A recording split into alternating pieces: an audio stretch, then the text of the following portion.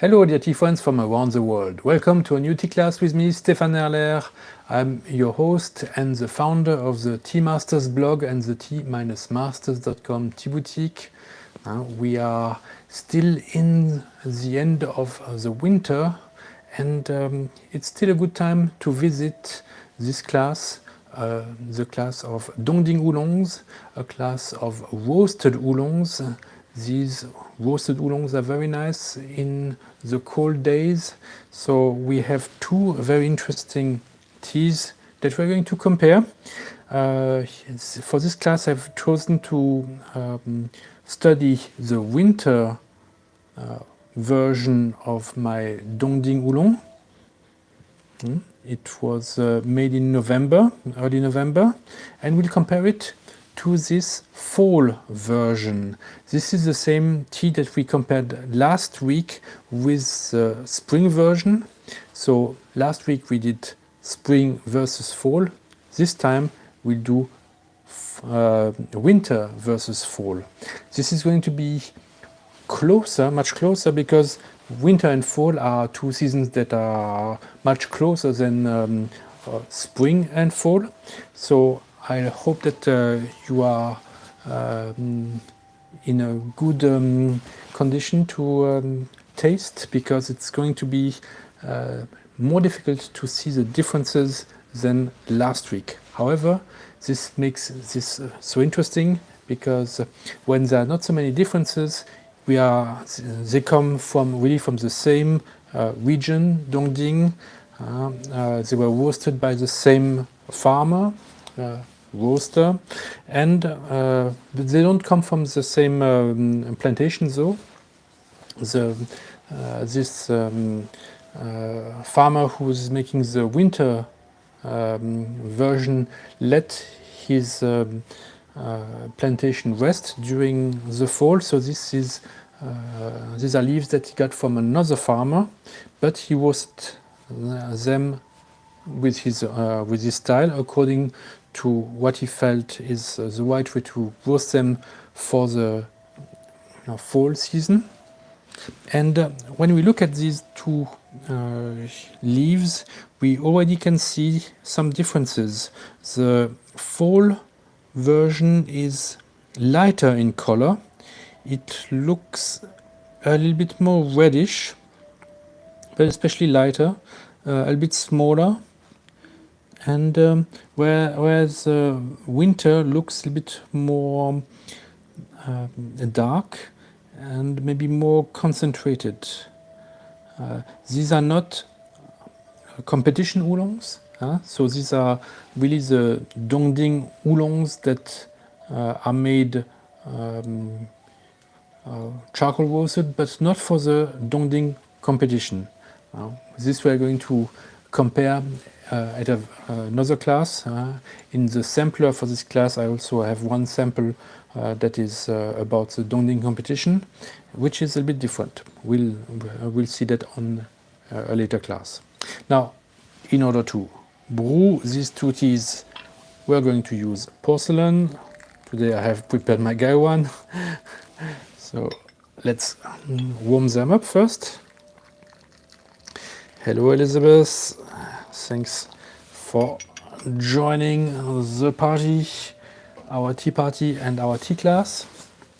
And the important thing when you are preheating a gaiwan is to wait until the lid also becomes hot. Sometimes a common mistake for beginners is that we preheat it too quickly and the lid does not have the time to become hot.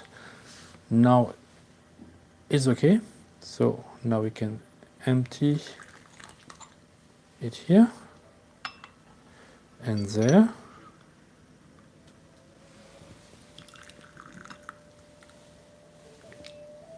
I've also weighed my tea for 3 grams. This is the competition standard, and it's good to have always the same amount when you are studying a tea.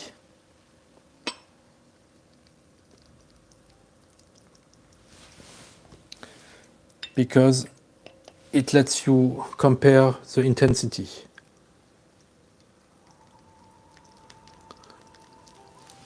They are round shaped, so I'm using a stronger pour, and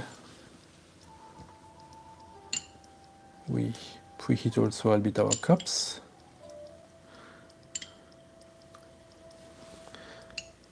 My teaching is about repeating, so I'm repeating a bit some tips that I gave already last week, but they are important when 3 gram is a good standard because it's the one that is used in the Dong Ding competition and in many competitions for tea in Taiwan.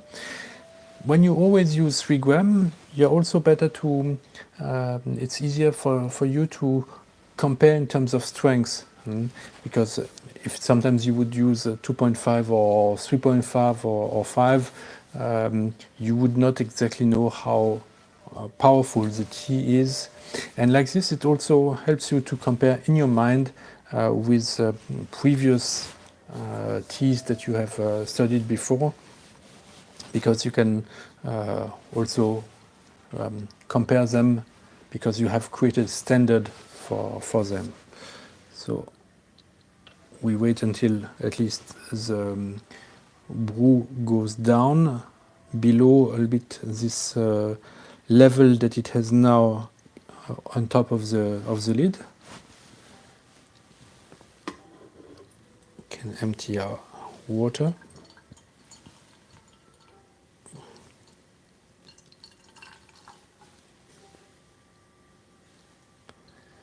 And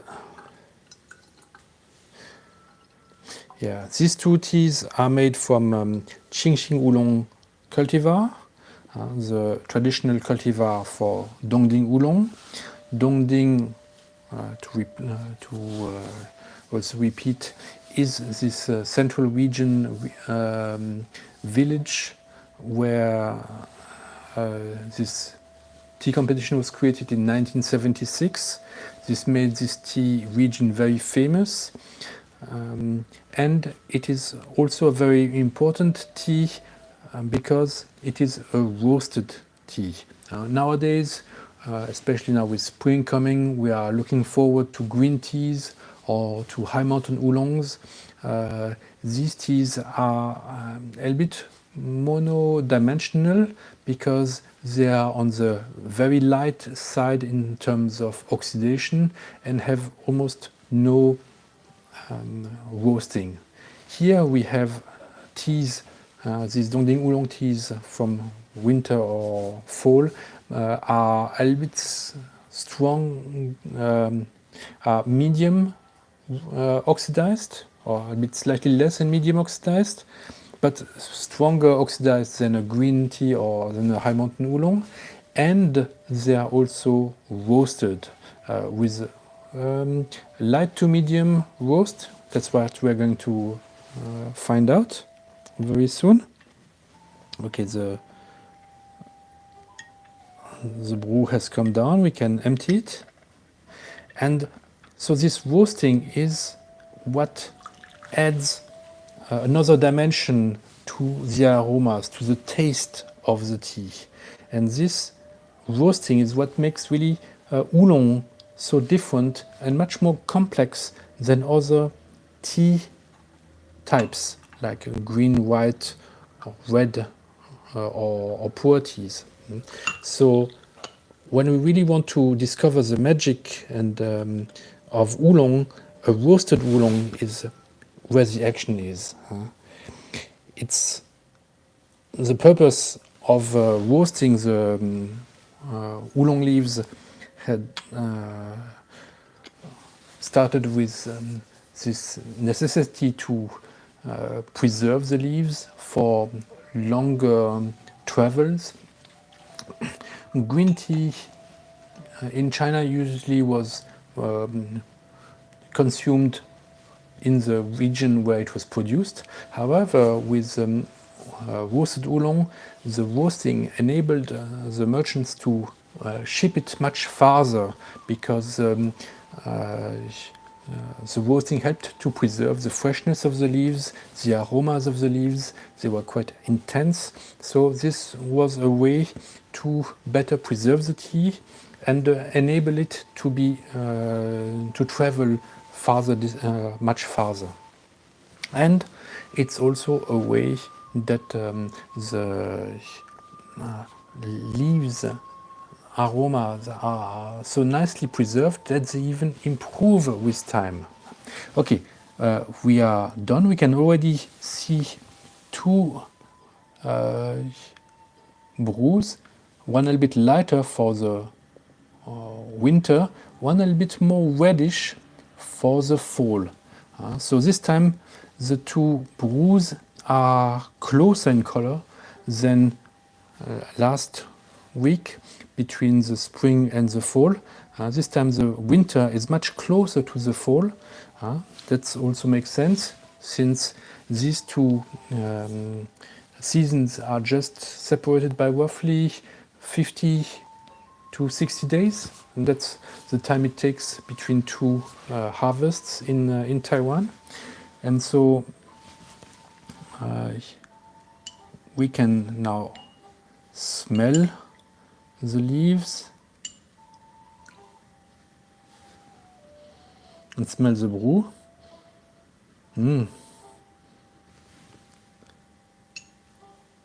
Now compare it to the fall. The fall is more intense, more fruity. It has almost an additional aroma. Here we have we are slightly more refined in terms of fruitiness. However, the taste is very, very sweet, very luscious, very mellow. Very smooth, very beautiful. The aromas, the fragrances are very intense for the fall, but the taste is still quite sweet, but it has a little bit of tartness, a sour, slightly bitter note that makes it less mellow than the winter. So two teas that are quite similar. It's interesting to note that competition oolongs for Dong Ding happen in spring and winter, but not in summer or fall.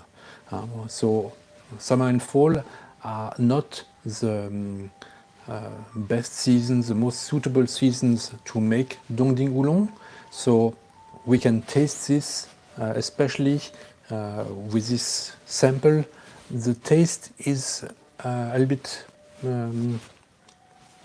it has some defects, some little sourness, a little bit of bitterness. It's not as mellow and smooth as the winter version. So this is mostly where you can see the difference between these two teas.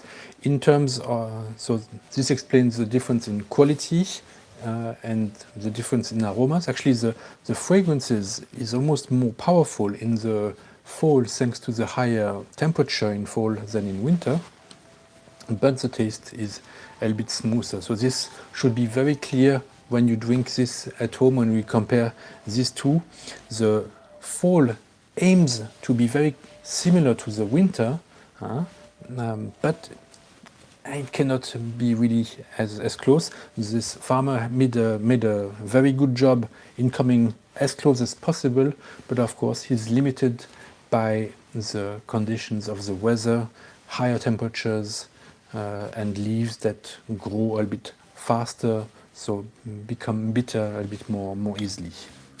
In terms of looking at the leaves, we can see that both have opened up quite nicely, so they are less roasted than a competition oolong from our memory. This we will see later on if you have not tried one.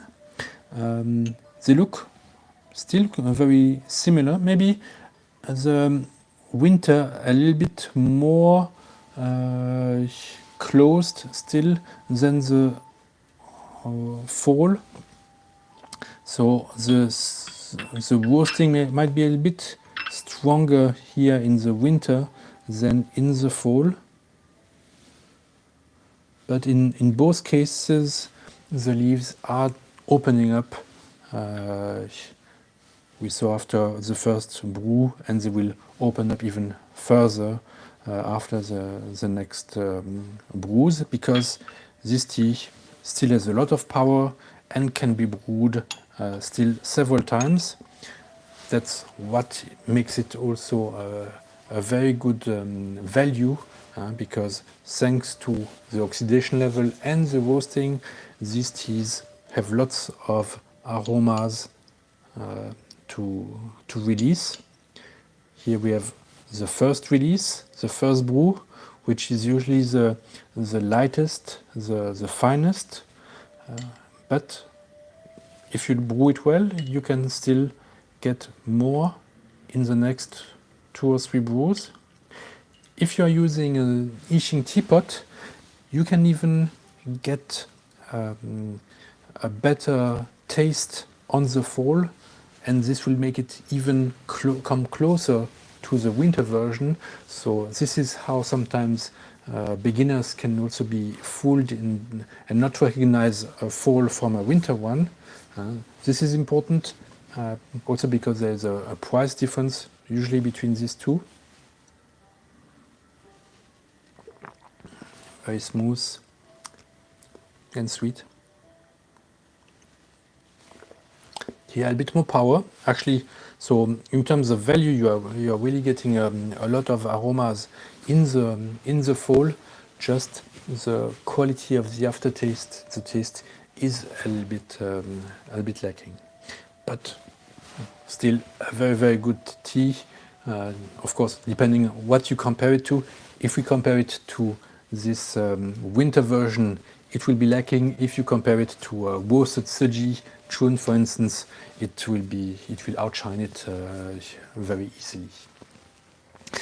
Okay, I hope you had fun trying these two teas, comparing them, and helping better define what is the taste of Dong Ding. We can see that each season brings its own characteristics.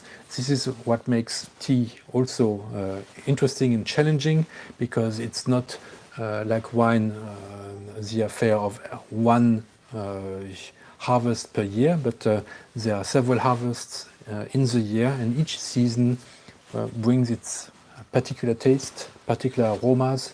We saw last week spring, very light, very flowery. The winter version, more fruity, still very, very smooth.